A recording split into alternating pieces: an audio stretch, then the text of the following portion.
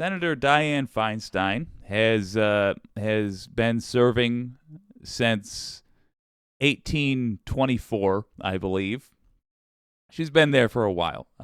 She's got a long history. Senator from California. She's not doing well mentally. She's suffered some pretty obvious cognitive decline. We go through this with politicians from time to time. We went through this with Reagan. We went through this. I cannot tell you with how many older senators this happens. It happens. At the end of the day, it is, in my humble opinion, not up to us to put in a regulation saying somebody can't serve past this point or they're limited by this, that, or the other thing.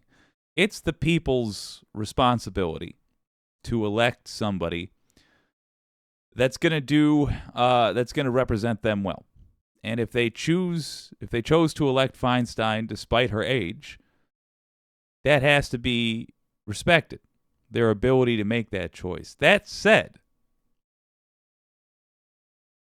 at a certain point, we must be honest when someone is not able to serve any longer. That decision's got to be made at some point. Here is some rather unfortunate evidence that that time has come with Dianne Feinstein. On the other side of this, we're going to talk about why she's still there. But let's look at her current state. We're now hearing the taped interaction between California Senator Dianne Feinstein and a Los Angeles Times reporter that has people talking about her cognitive state. No, I haven't been gone. Okay. You should follow me. I haven't been gone. I've been working. You've been working from home is what you're saying? No, I've been here. I've been voting. Although South Bay Congressman Ro Khanna has called for Feinstein to resign, most of the senator's California colleagues are not saying anything about the exchange, and no one in the Senate has publicly called for her resignation. California Congress members still understand the power that she has and the connections that she has. The Senate Republicans have said they would not support the Democrats putting someone else in Feinstein's place. Feinstein supporters say the senator may not. Jesus, look at Bernie there. Oh, that brother is he's trying to be nice, but good Lord, you can see the doubt on his face. Have clearly heard the reporter's question and responded to what she thought he asked her.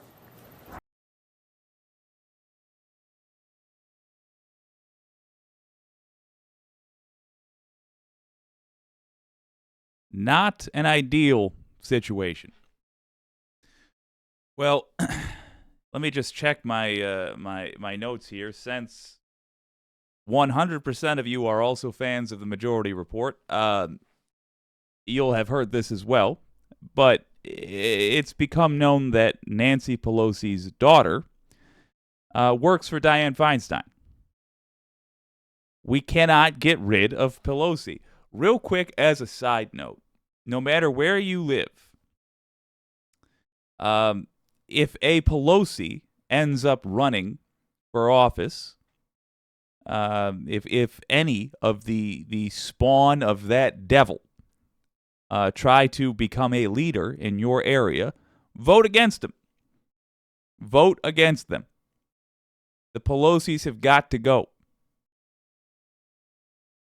Do I know that Nancy Pelosi's daughter is as much of scum as Pelosi is? No, I don't know that.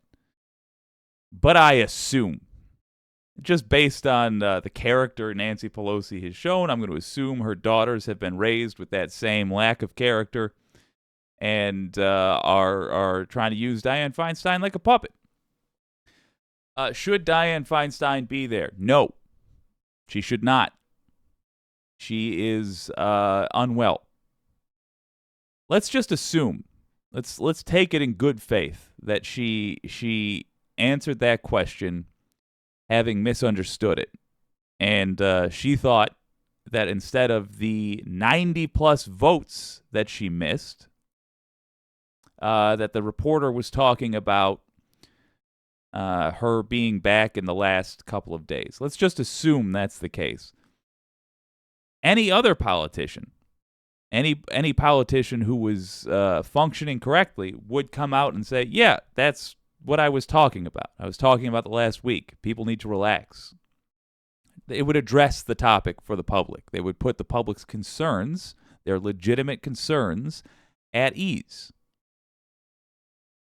So earlier I said, people should be able to vote for Feinstein if they want, and now I'm saying Feinstein should go. Is that contradictory? No.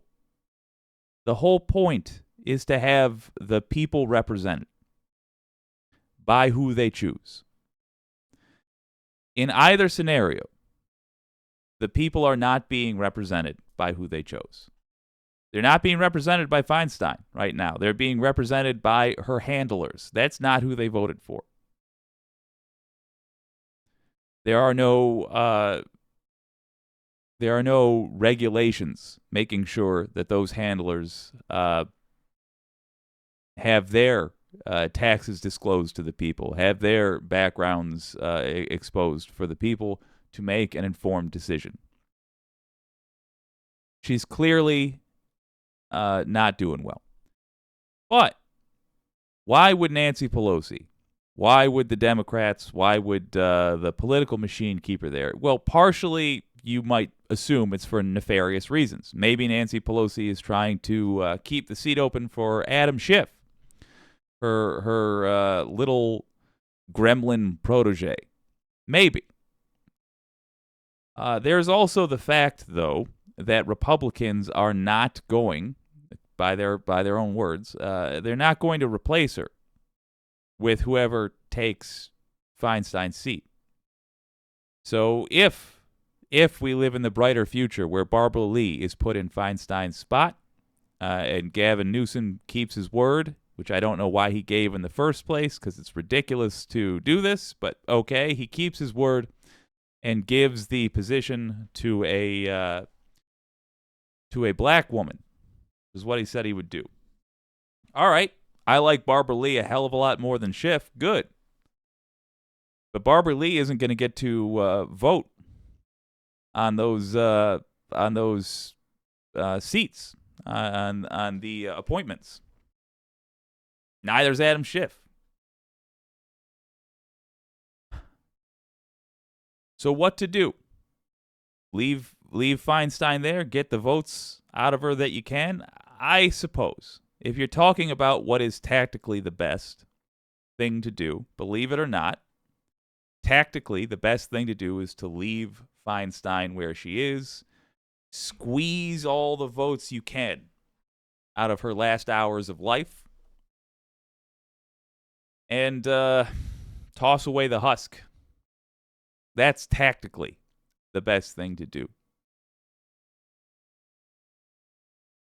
There's a phrase in the spy game, I'm told. Would you sell your mother to a whorehouse? It means, would you do anything?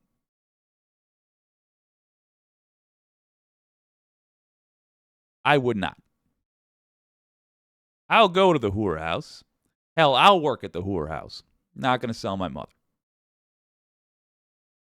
Similarly, in the brothel that is Washington, we have to define for ourselves and for the public who the good guys are and who the bad guys are. Not going to lie. If Feinstein retires, the American people will suffer. They're going to suffer because important judicial appointments will not get through. At least not until we win thoroughly in 2024. It makes that race so much more important. But we have to be the good guys at the end of the day. And if you want to make it more likely that 2024 is indeed a victory, we should probably demonstrate that for the American people. And a great way to demonstrate that would be to not make a woman who is clearly suffering physically in her twilight days, not make her play this game anymore. Give it some thought. Let's see what the wicked community has to say.